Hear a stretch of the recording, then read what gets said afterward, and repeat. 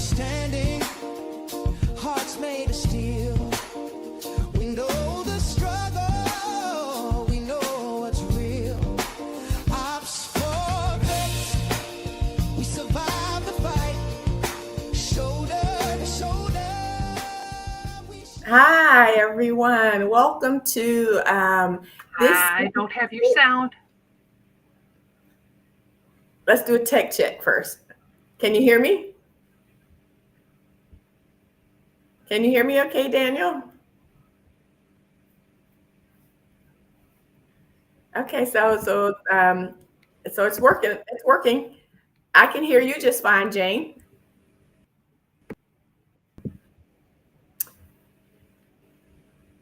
Jane, can you hear me?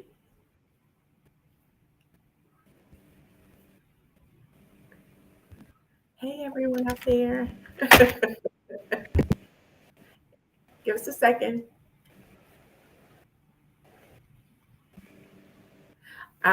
Welcome to Just the Facts, ma'am. We are so glad that you tuned in tonight, and we appreciate your patience difficulties. I am Tracy Lawrence. I am one of your co-hosts for the evening. I'm always glad to see all of you and hear from you. I want to encourage you guys to send us your name, your city, state in the chat so that we can send some shout outs throughout the program. We have some good information that we want to share with you. We think it's going to bless you tonight. But we can't get started until we introduce my co-host. Welcome, Miss Jane, to this episode. Nice to be here, Tracy. You bet. Thank you. It's always nice to see you. It's good to see you too. I am Jane Babcock, retired Sergeant First Class, U.S. Army Reserves. I hold 4 DD-214s for 8.5 years of active duty. And then the rest of my time was reserve. Unfortunately, that ended when I was injured while getting ready to go over to Afghanistan. And everybody was so busy getting ready to leave, they didn't really talk to me. I didn't transition like most people. So nobody told me VA, nobody told me compensation. And that, I think, is why 3 years later, when I saw an ad for a county veteran service officer, I went, what's that? Oh, that's interesting. Yay. And that's when I learned about VA. So that's what drives me to make sure the rest of the family knows about VA. You know what? That must be destiny, right? Because you weren't necessarily looking for it, but then it was looking for you. And now all of the people that watch our show every month, they're looking for you too. So welcome, Miss Jane. Welcome to the show. Okay, everybody, we got a great show for you tonight. Tonight's topic is we're gonna deal with some always talking about benefits, and we're always just the facts, right? There is so much happening everywhere these days, right? Economically, there's just so much to see, so much to be concerned about, so much that will try to make you depressed. Well, we, specifically Jane, I think she has some good news for us tonight. So how about we start right there? Talk to us, Miss Jane. What do we need to be thinking about in the midst of all of these other things that they're trying to make us think about? Yeah. Being veterans, we're a small part of the general population, but boy, oh boy, are we blessed. We have these safety nets called the VA. Right now, the threat of our ACA supplements doubling, tripling, or worse has a lot of people worried that come December 31st, they're not going to have insurance. But if you're a veteran, you have the VA healthcare system. The VA healthcare system is the equivalent. So even if you're on Medicare, you have your Medicare, you don't need a supplement, you've got the VA. And there's no premiums. And what little costs you may have are only there if you have an income above a certain level and or are rated less than 50%. Once a veteran hits that 50% mark in a VA rating for injuries or illnesses caused by service, they no longer pay copays. They don't pay for the hearing aids. They don't pay to go to the emergency room. They don't pay for the high blood pressure medicine. And again, no premiums. That is so good. That it sounds so wonderful. And for all the veterans out there that are tuned into this, if you know a veteran that needs to tune into this, go ahead, pick up your phone, go ahead, send a text, ask them to go ahead and tune in to tonight's episode, because what Jane just shared with us about, concern about ACA subsidies, that's a big deal. And then if people go without insurance, and then they stop, going for care, that has like layered effects, not just on you, the veteran, but it impacts your family, it impacts your community, and having that safety net. Yeah, we want to know more about the safety net. Tell us some more, Ms. Jane. You bet. Okay, VA healthcare is a complete healthcare system. I have a cardiology team. I have an orthopedics team. I go get my hearing aids, which are Bluetooth to my laptop, which is why I got to give up those great big headphones. And, and they Bluetooth to my telephone. So if I'm in an environment with a lot of noise, I can simply hook it to my hearing aids and I can hear wonderfully. So I could just hold my phone up and talk right into it. And now my Bluetooth is already set up, so I'm listening to you guys this way. It also includes community care. They had to put my neck back together with metal screws and strapping. And because of that, I get massive migraines that were literally putting me in the emergency room.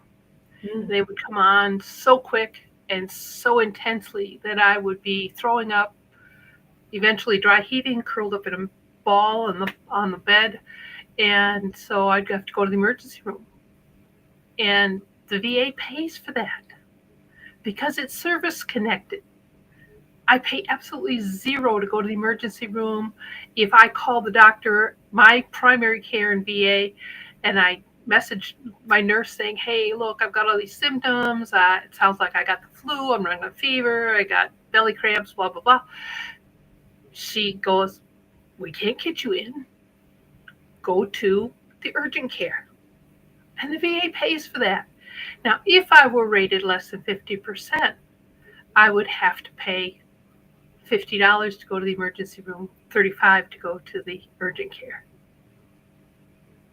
That's it. Okay.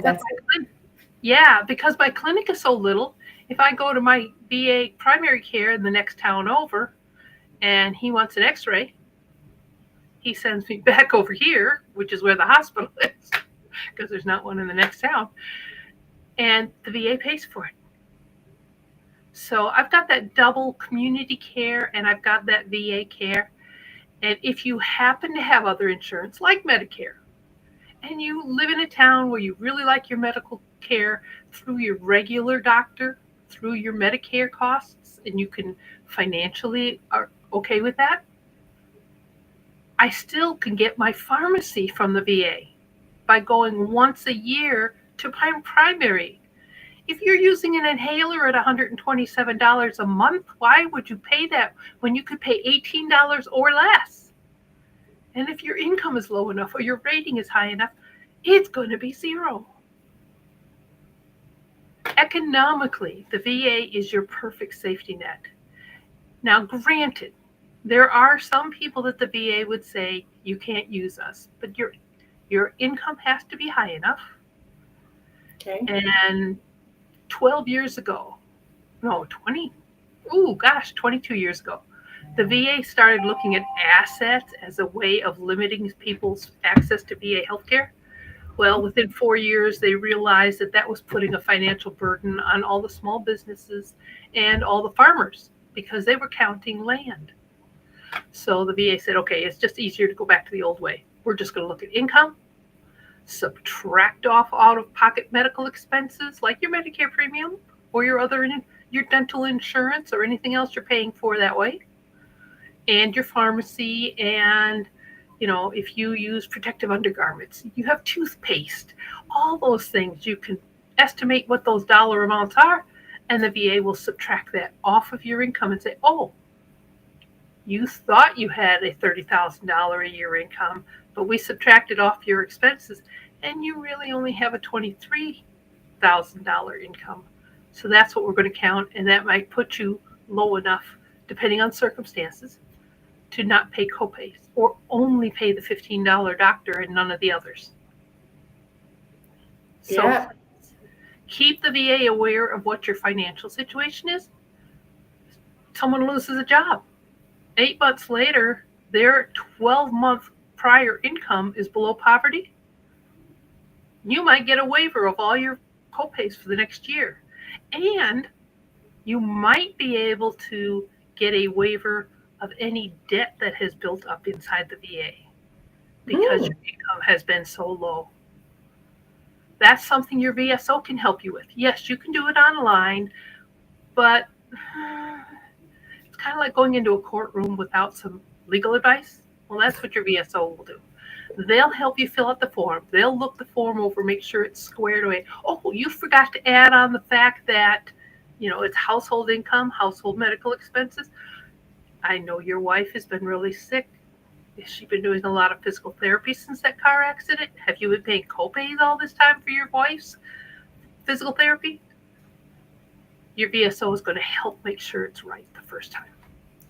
And everybody out in the audience that always tunes in every month, you know what a VSO is, and you know that this show is always encouraging you to create, develop, and nurture your relationship with your VSO, not just for yourself, but for your family too, right?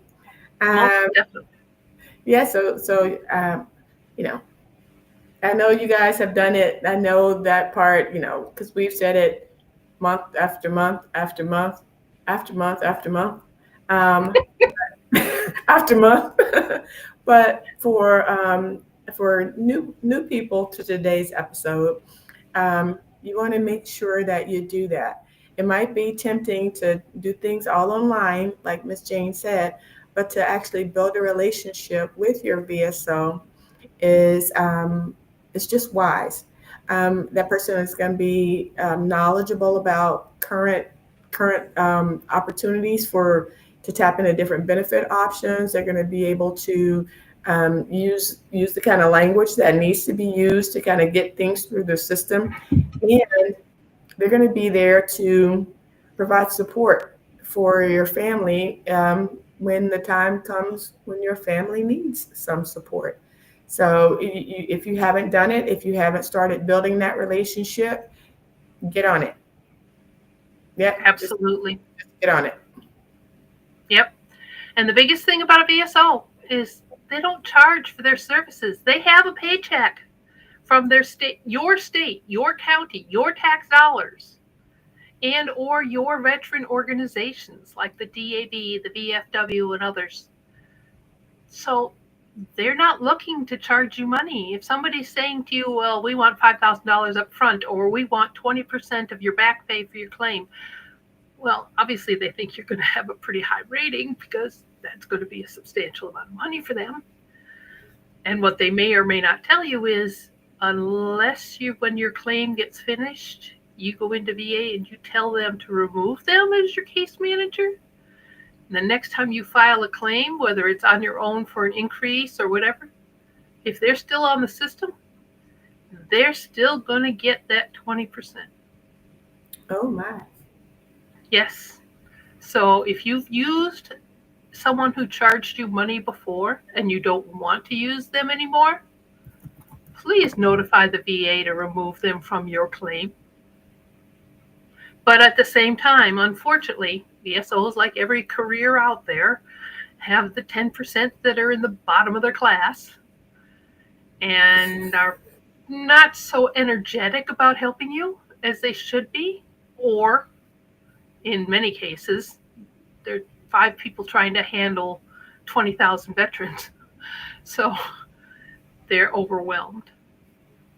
Please, if that's the case, go to their boss. You can find that county executive. You can find that state governor. You can find the head of the DBA or the Department of Veterans Affairs in your state, or the organizations like DAV or VFW. You can find those people. Let them know, look, he's just simply not responding to my phone calls. I've left 5 messages in 2 weeks and I haven't gotten a call back. Tell their boss, because their boss needs to figure out, is it the person or is it the lack of staff?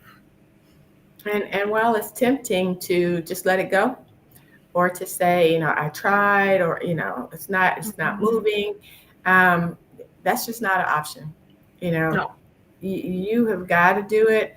You've got to do it for yourself. You've got to do it for your family, and you have to do it for the community. And you're probably thinking, what is that lady talking about? Do it for my community. Well, I have not served, so I'm a civilian, and we're just as concerned about economic pressure as everybody on this webinar is, but if a whole community of people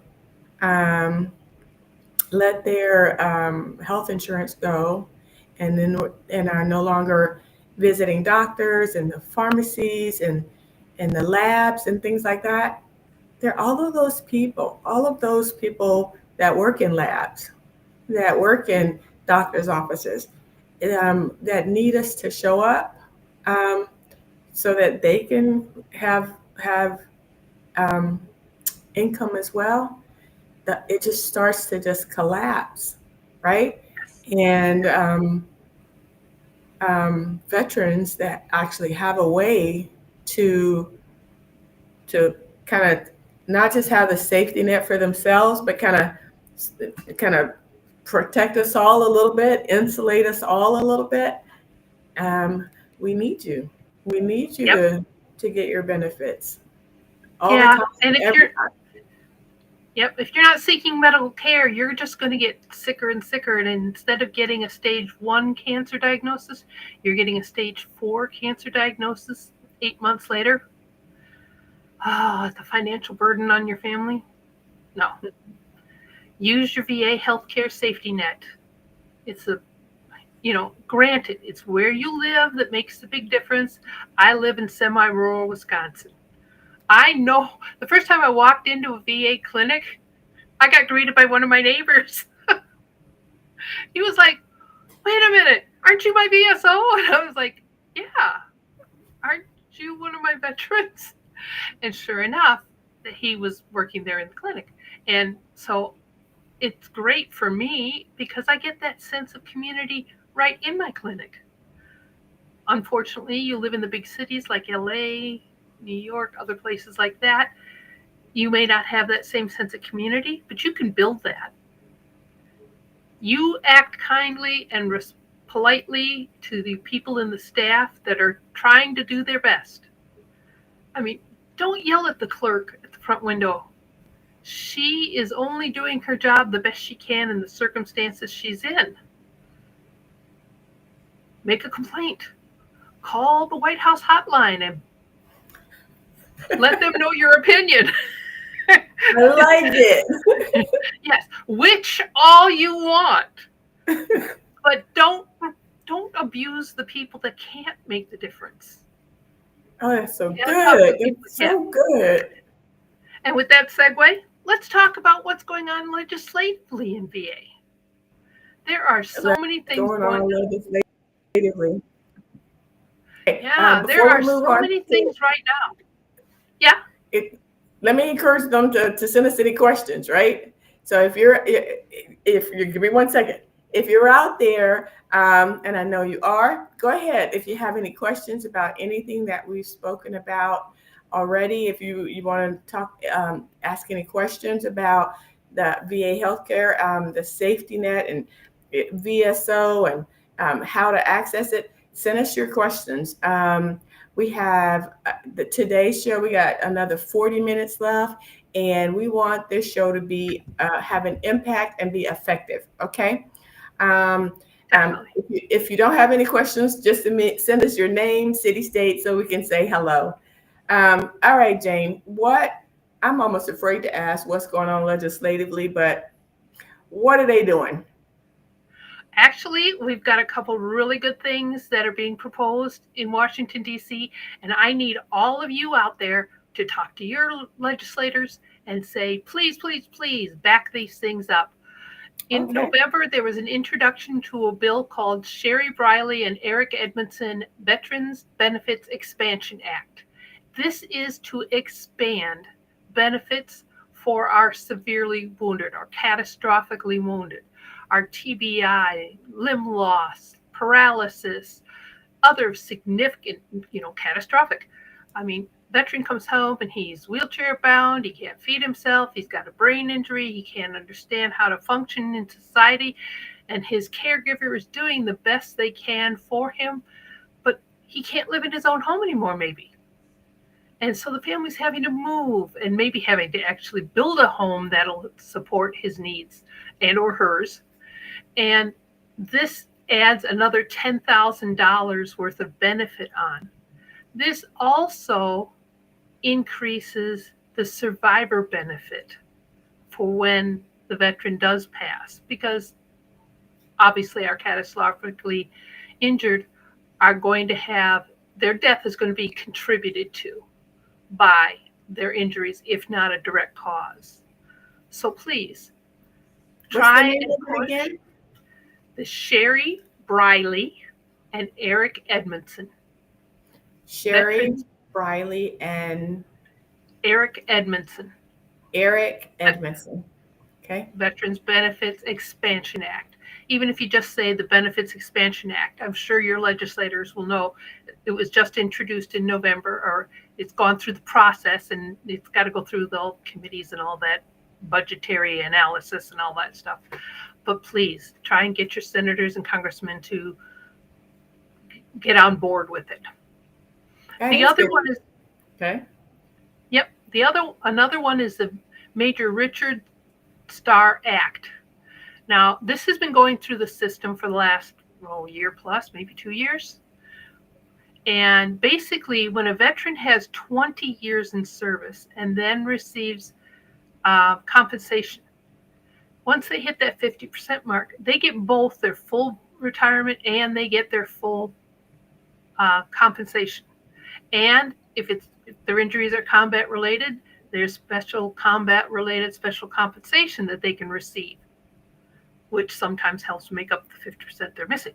But what that does is it takes the folks that retired at 18 years, maybe due to injuries, they didn't have their full 20, their retirement check is smaller, and then they get an offset for the compensation. If they're receiving $2,000 in compensation and their retirement check is $2,200, they only get to keep $200 out of that. They might be rated 70%, but the offset's still going to take that money away from them. The Richard Starr Act is to make that change so that those with less than 20, but whose departure from service was not of their own choice, let's say injuries or something of that nature, then they can keep both, just like this regular 20-year retiree. The last one I wanted to mention is the increase in mileage reimbursement. This is right now in the federal government, mileage reimbursement is 70 cents per mile. VA has not increased their mileage since 2010. So veterans eligible for travel pay, when you go to a comp and pen exam, or if you're rated 50% or greater, that benefit right now is only 41 cents per mile. our GSA workers are getting darn near twice what our veterans get because VA hasn't done an increase. The other thing this act will add to it is it will give reimbursement mileage to organizations like DAV Transportation or your county transportation who's maybe driving veterans who can't drive to and from appointments. They're not getting financial reimbursement, but it would give them the same 70 cents per mile. So they would be able to better afford more frequent trips for veterans to and from. It might help your county government supplement the transportation. I know years ago, my county used to allow, they had an assisted transport system in our county, but it stayed within the county, which did us no good when all of our specialty care is the next county up. Mm-hmm. So for a few years there, we were supplementing. We were providing some funds out of our relief organization in the VSO office to help veterans, and they would go ahead and drive them that extra 15 miles past the county line. Well, this would provide a world of funds, which would make it so much easier for our county to afford to take our veterans. So the mileage reimbursement, the equal pay for retirees who couldn't reach 20 because of their injuries or illnesses, and the catastrophic injury and DIC increases. Please, please, please talk to your senators and congressmen. These would make huge impacts in the lives of our veterans and their spouses and their caregivers. You know what? That is some good news. I don't know if I was really expecting any good news, but I'm loving what I'm hearing. Yes. Yeah. Yeah. Unfortunately, it's like any other legislation. It's got to go through all these committees, and it's got to go through the budget office right now, which is not in favor of doing anything budgetary other than what might help them or their causes. Oh, that's okay. We have an opportunity to call and reach out to the people that make a difference. And we can even call them and say, you know what, we are so excited about what you're doing regarding the catastrophically injured and DIC increase. That is some fine work you're doing over there. Yep. And give our veterans the equal mileage and help the organizations that help. Yeah, the Major Richard Starr Act, you know, you, Mr. or Ms. Congressperson, you are putting on a show right now. And I just called to say thank you. Right? Yep. I bet you they're not getting many of those phone calls lately. No, unfortunately, I think not. Yeah, but these are the kind of things that make a big difference. Yeah. And, you know, it's not just us veterans, and it's not just our spouses, exactly. But our children. People like me too. And the neighbor. Yep. And the neighbor next door, talk to them, get them to make those phone calls. We are the minority of the minorities in this country. But we can make really big noise if we are willing to put ourselves out there. Excellent. Again, we don't have any questions, so I'm assuming everybody is just soaking it all in and planning their course of action for, maybe tomorrow or next week. So, did you want to go ahead and move on to the special bonuses you have set aside for us today? Yeah, and she has some special bonuses, right? Things that we aren't necessarily expecting, but she's got some good ones. Yep.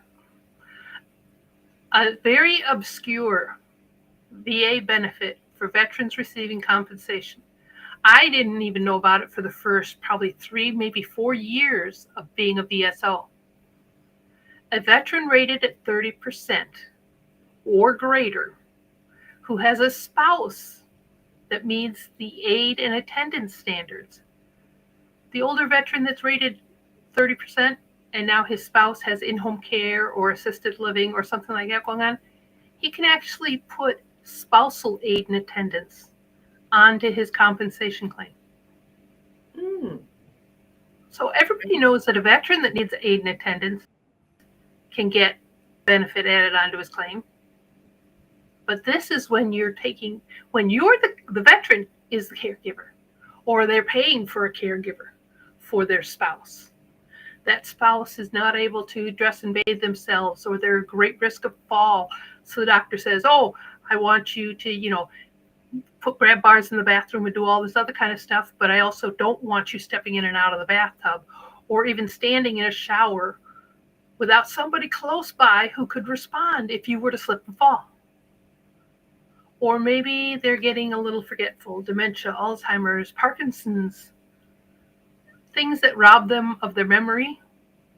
And so they need somebody to remind them to take their medicines, when to take their medicines. No, you can't take another one. You took one last hour. So those are all signs of aid and attendance, eligibility. Are the aid and attendance benefits, are they income Yes. related to income? Yes. Okay, so the veteran's receiving 30% compensation, but his spouse meets the requirements for aid and attendance. There's a form that gets filled out by their doctor saying what things they need help with. At 30%, a veteran receives an additional $58 a month. Okay. At 100%, that veteran can receive $195, almost $196. So it's a progressive scale. Okay.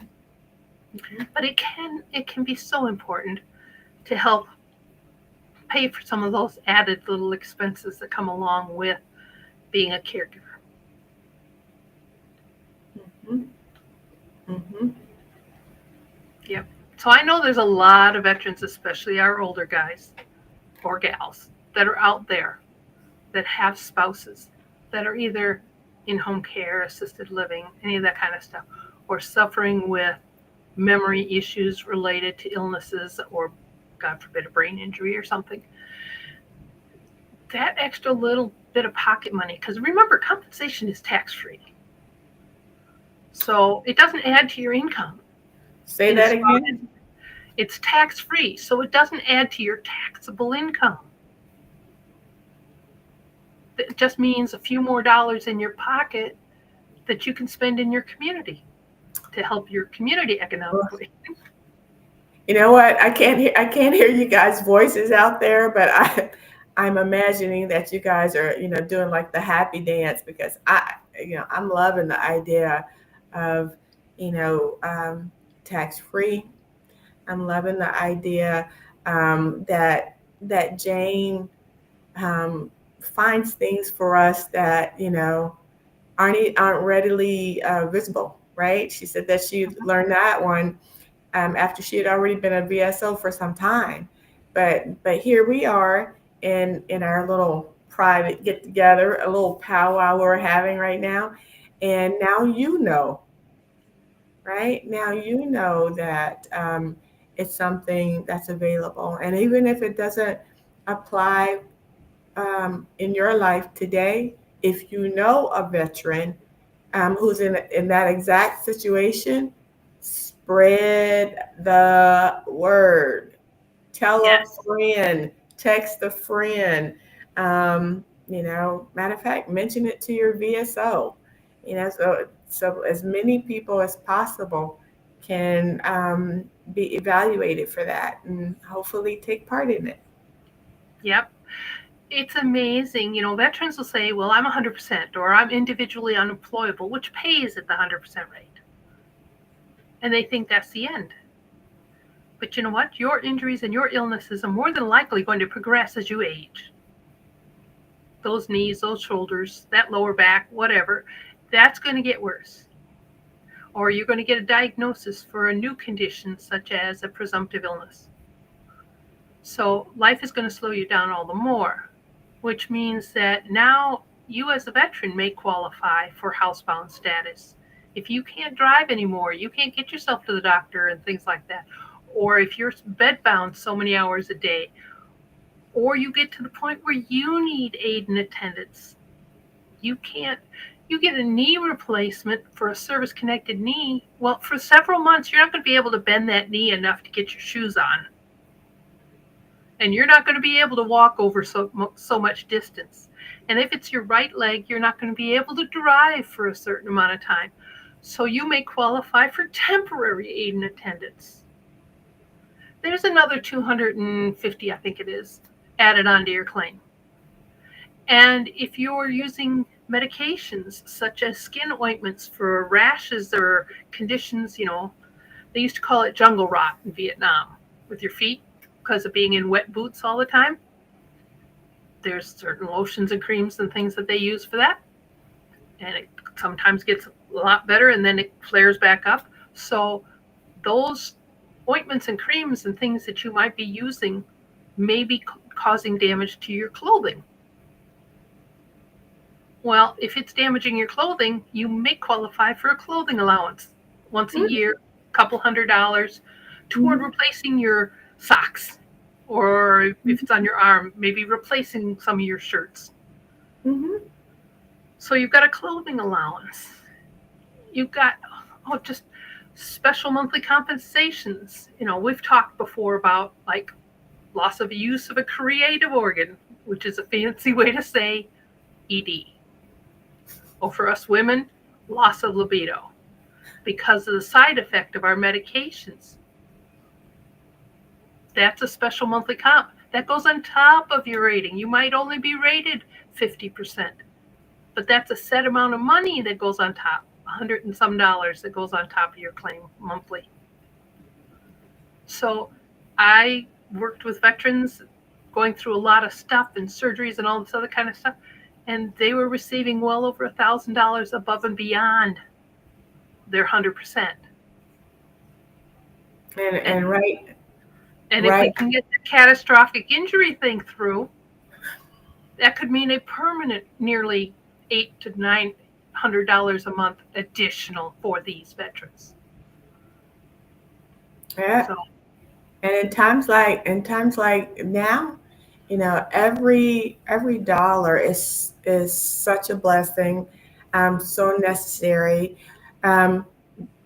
You've served, you've earned the benefit, you deserve. Yeah, you paid for it. Yeah, the hard way, right? Yes. You deserve every dollar. You don't be too proud. You don't even have to be humble about it. It's due you.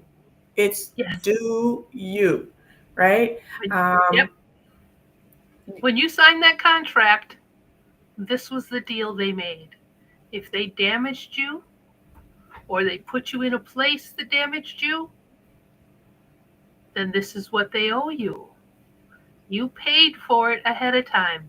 You're just getting what you were promised. That's right. And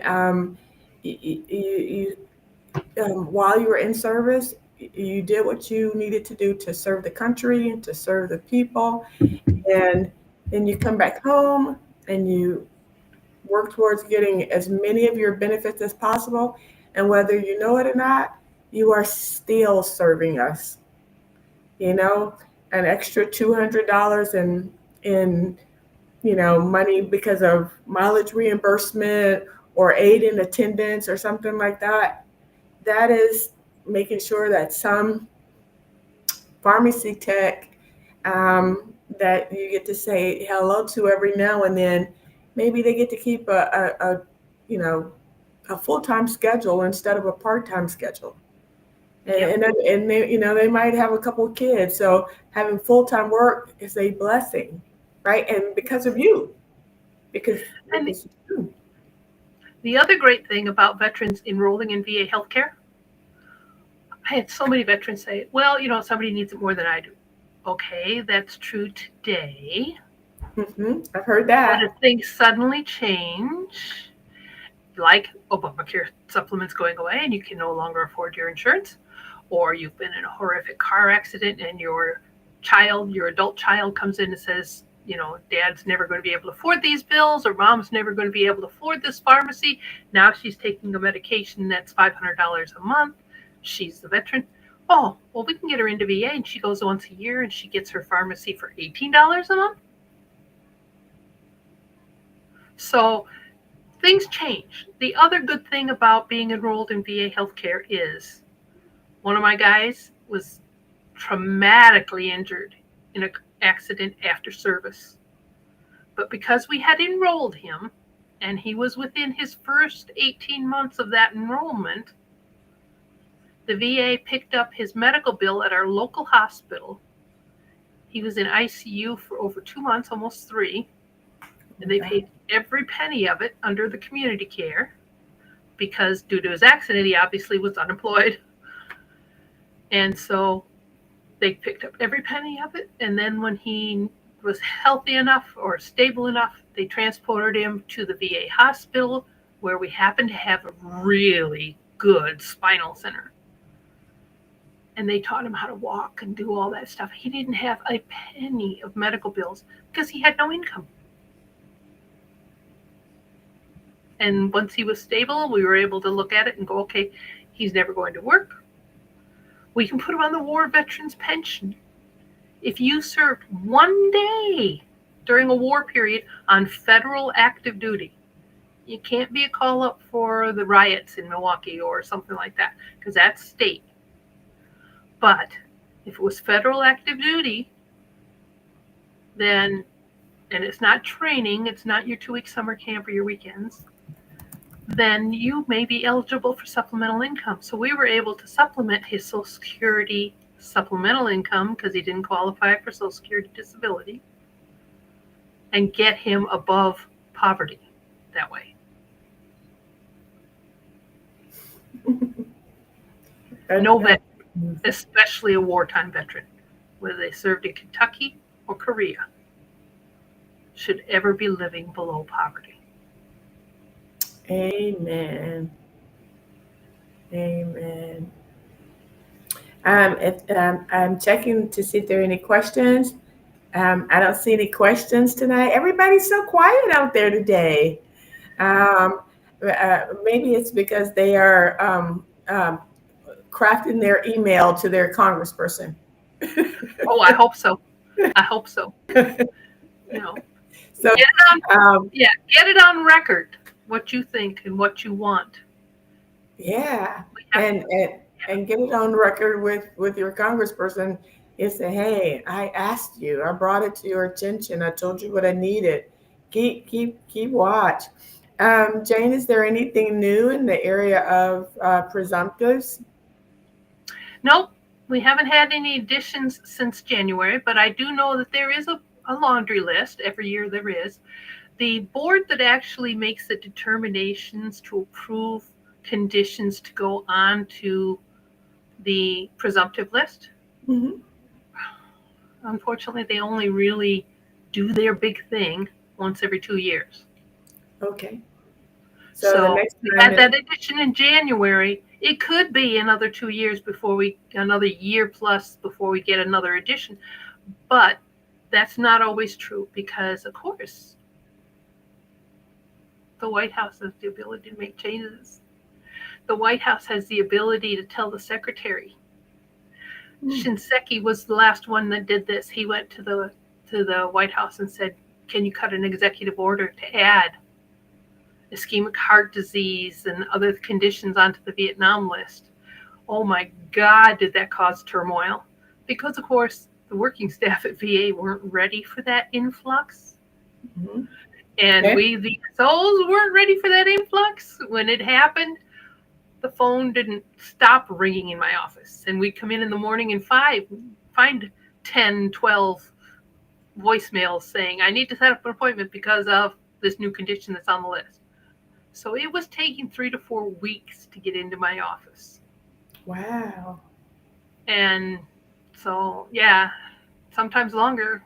At first it was longer, but it's really not difficult if you know the rules and you know how it's done. And that's where your VSO comes in. They know the rules. They know how to get that claim in. They know how to say to the VA, he meets the age requirements, he's old enough, or he's got such a diagnosis that he makes it potentially terminal. It might be only stage 2 cancer, but it's still cancer. That's a potentially terminal illness. Mm-hmm. So that means big bold letters on the top of the cover sheet that says expedite due to age, expedite due to terminal illness, expedite due to past due bills. When the economy went upside down in 2008, I wrote expedite on a lot of things and included a copy of it, 3 months behind on the credit card, 2 months behind on the utility bill. Send that in. That has to go to the top of the pile. So instead of taking, at that time, it was taking almost 2 years to get a claim through. So instead of waiting 2 years, we were down to waiting 90 to 100 days, which still at that time was good, but nowadays they have to respond within 30 days to you and say, hey, we've got everything we need. We should have a decision any day now, or we need one more piece of evidence from you. And hopefully have it settled within 60 days and your first paycheck. So if you don't know how to do those things, you're going to wait in the long line. That's okay. That's okay. We're not giving up. We're pushing through.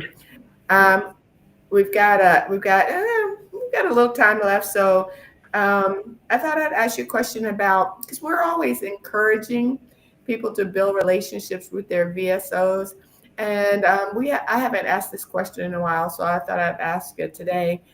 Is there a directory of where the VSOs are, how to connect them? Where is that directory? Actually, the VA.gov has a directory. You can go in and search accreditation, which is kind of funky to spell sometimes. Accreditation.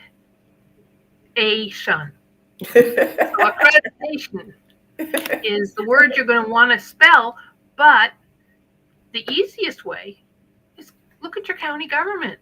32 states mandate that every county employ accredited VSOs. Really? Every county? 32 states. They may be part-time, and like Utah, where the population is pretty slim at best in some counties. They may work 2 days in one county and 3 days in another county. We have one like that up in northern Wisconsin, where he works split between 2 counties. But then there's also the state. Every state has a Department of Veterans Affairs or Military Affairs. Okay. They employ state people. We, as a VSO, I worked for my county, so they paid me. My tax dollars, my neighbors' tax dollars paid me to work to help veterans.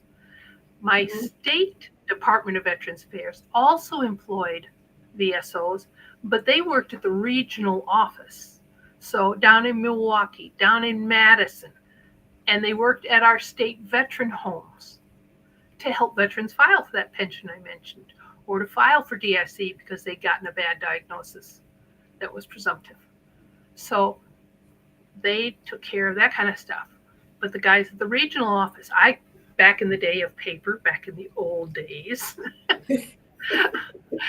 I would mail my claims down to them with a cover sheet that said, this form, this form, this form, this birth certificate, this marriage certificate, this many pages of medical records from this hospital, or blah, blah, blah.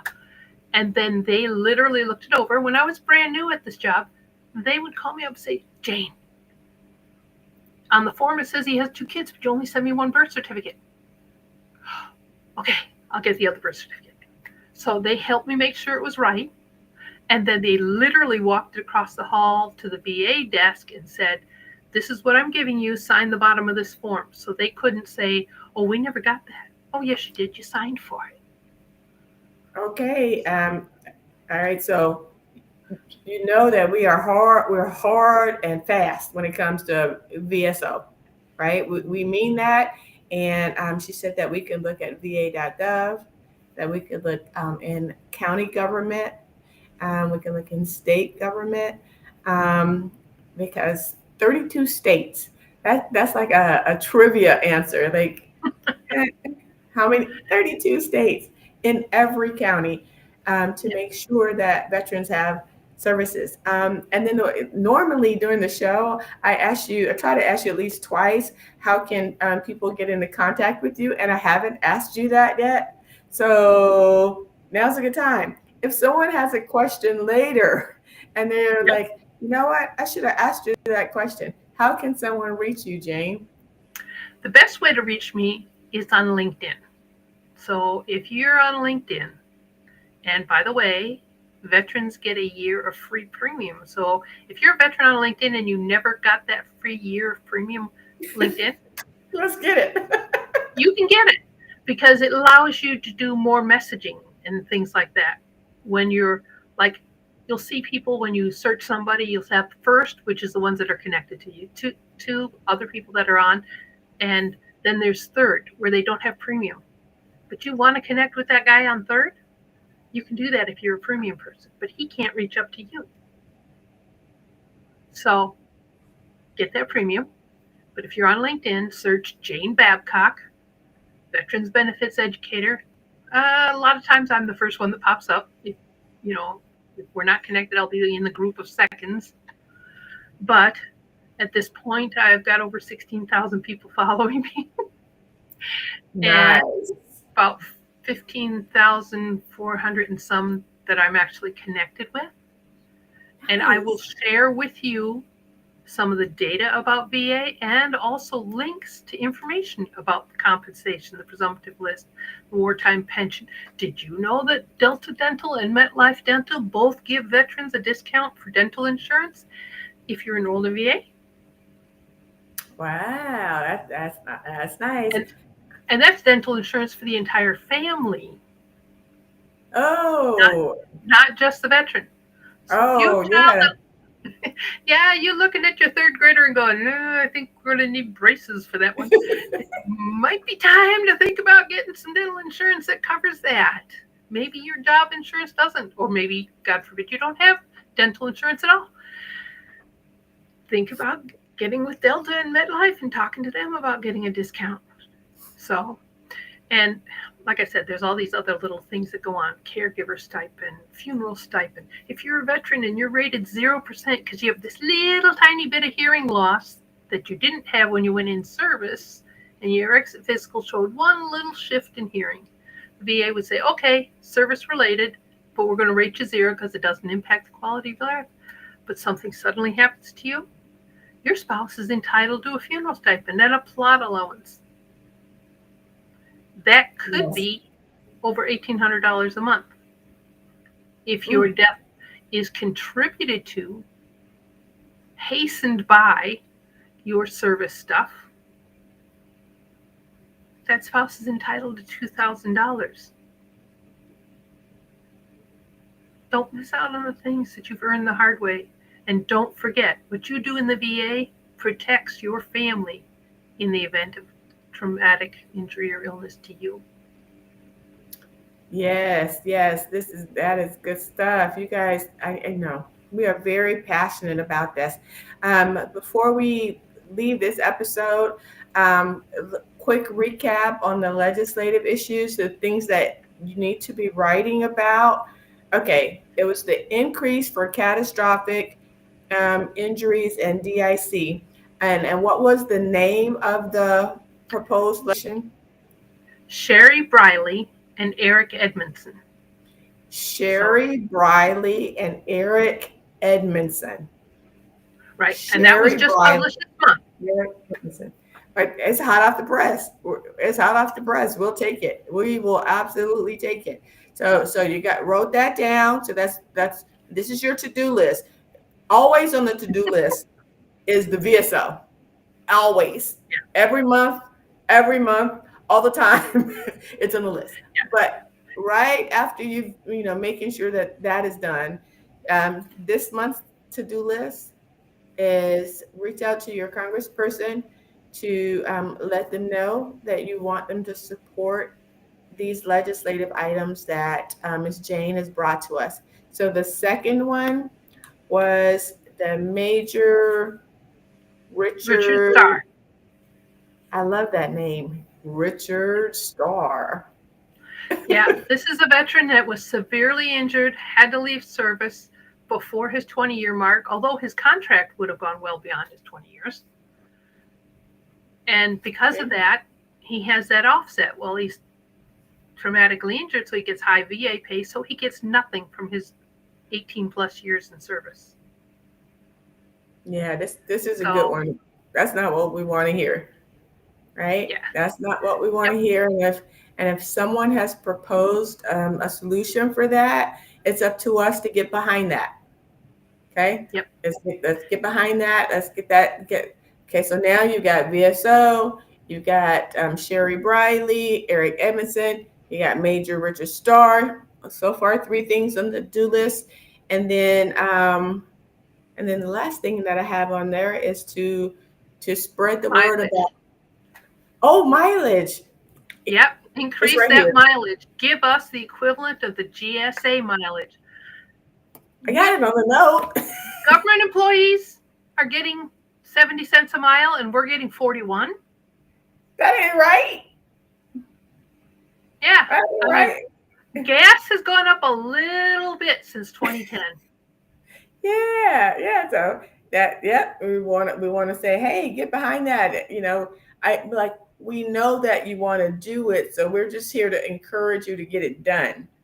Yeah, it's overdue. It's overdue. There should be very little conversation about that. So that means that there's one more on your to-do list, and that's the one about the bonus benefit that Miss Jane shared with us, which was about aid and attendance for spouses if you're rated 30%. how much? 30% or greater. 30%.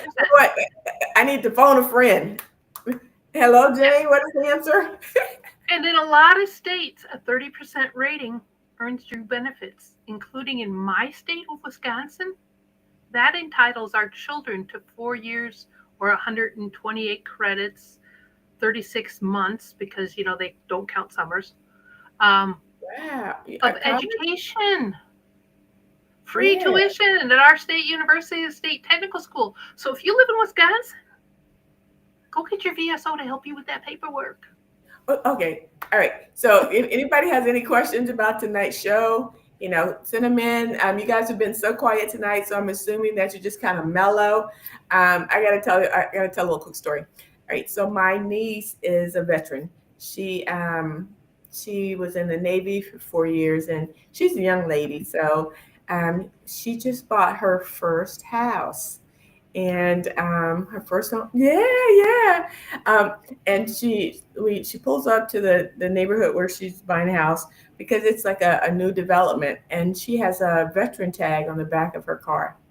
And the salesperson from the home builder says, "Oh, I see you have a veteran tag. We have really great program here for VA lending, whatever."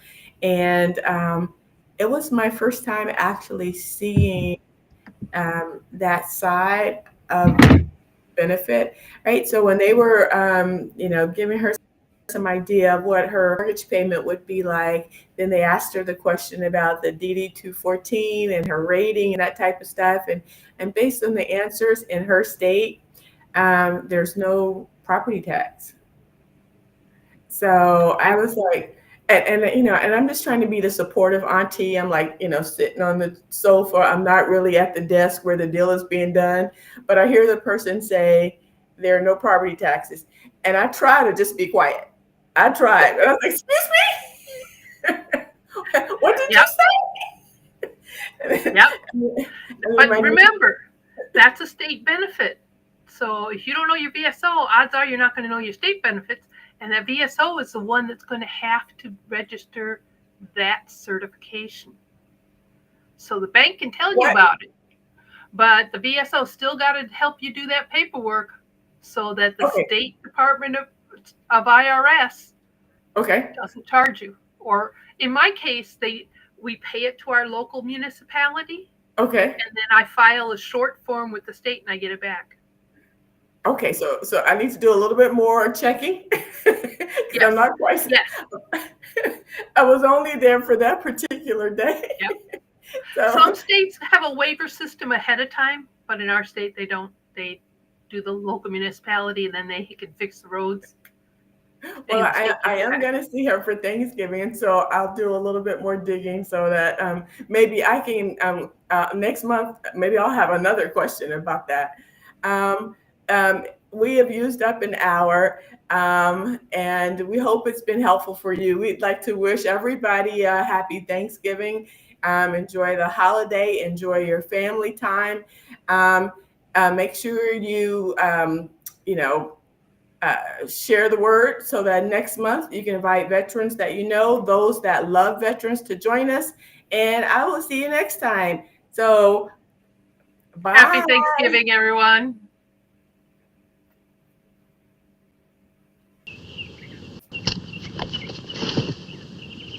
You see him? He's just as dead as we are. Now you listen to me, youngster. Someday you're gonna wake up fighting on a beachhead. You pray to God some guy doesn't get killed because of your foolishness. You join the Marine Corps, Owens. We don't deal in pity and sympathy. I try. Try? We don't try in this Marine Corps. We either do or we don't. We don't straddle any fences. You understand that? Yes, sir. Every time you make one of these little mistakes of yours, you're gonna turn around and I'll be standing right there.